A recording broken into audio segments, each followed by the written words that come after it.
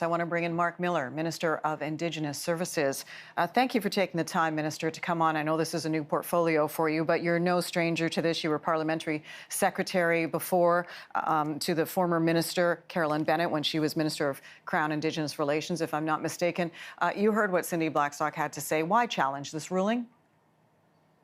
Well, first, thanks for having me on, Jennifer. What we're seeing in the courtroom is the result of systemic discrimination that has occurred over a period of 10 years, from 2006 to 2016. This systemic discrimination has happened for decades, and it is something that needs to be addressed in a systemic way. The Canadian Human Rights Tribunal has been key in this. Dr. Blackstock has been key in highlighting these issues, in making real change effected within Indigenous communities. But let's be clear to all Canadians. The Prime Minister has said it, we have said it as a government.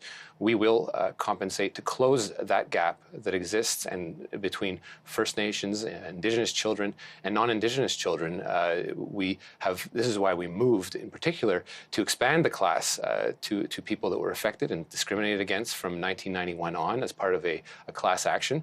And we will continue to move to get fair and equitable compensation to a class of people, Indigenous children, that have been systemically discriminated against for decades. Okay, so the definition, what I'm hearing you say, is what is fair and equitable, and how many people qualify? Is that what it breaks down to?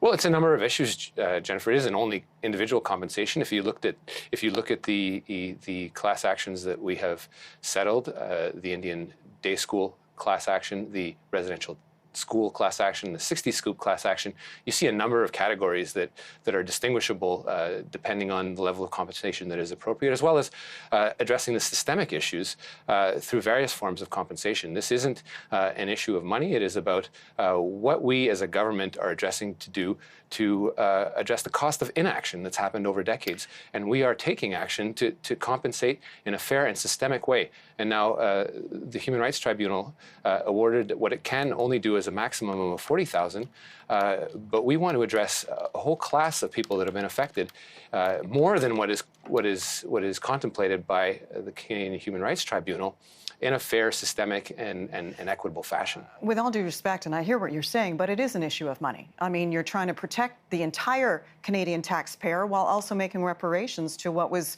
done wrong. These kids, as we heard Cindy Blackstock say, were taken from their homes. Some died. Many won't recover. Their relatives won't recover. So it does come down to money and the price tag that it costs. How do you explain to people, Minister, the optics of this all? I mean, Justin Trudeau said the relationship with Canada's Indigenous people is the most important one. So why risk that now? It absolutely is. We want to ensure that the victims have gotten this fair and equitable compensation. And if you look at the track record, we have settled 3 major class actions in a fair and equitable way, as well as invested $21 billion into ensuring that the economic gap and the cost this will be in an exponential fashion over time, if we don't address it now, is addressed in that fair and equitable fashion. That includes investments into community development, that investments into healthcare, into education, reform of child and family services.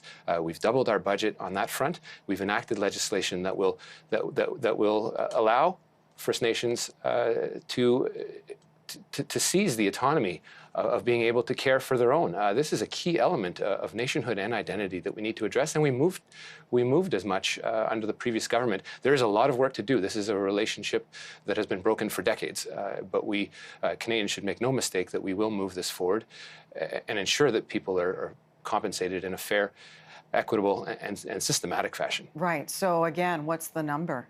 Is there a number that you're willing to settle for? Well, our question is, what is the cost of inaction?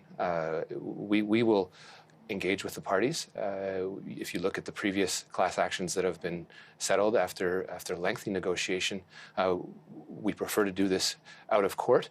The number is the number of children that have been affected, and that should be in the forefront of every Canadian's mind, Indigenous and non-Indigenous. So are you saying that the number that is being proposed in terms of the number of children affected is incorrect? What I'm saying is that any child that has been discriminated against, non-Indigenous child that has been discriminated against, is entitled to fair and equitable compensation. We have the track record to address that as a government, and we've done so, and we will be prepared to engage with the parties, with a bigger class of people, to address that in a comprehensive and fair way. Okay. Marc Miller, I do appreciate your time. Thank you so much. Marc is the Minister of Indigenous Services joining me today. Thank you, Minister. Thank you, Jennifer.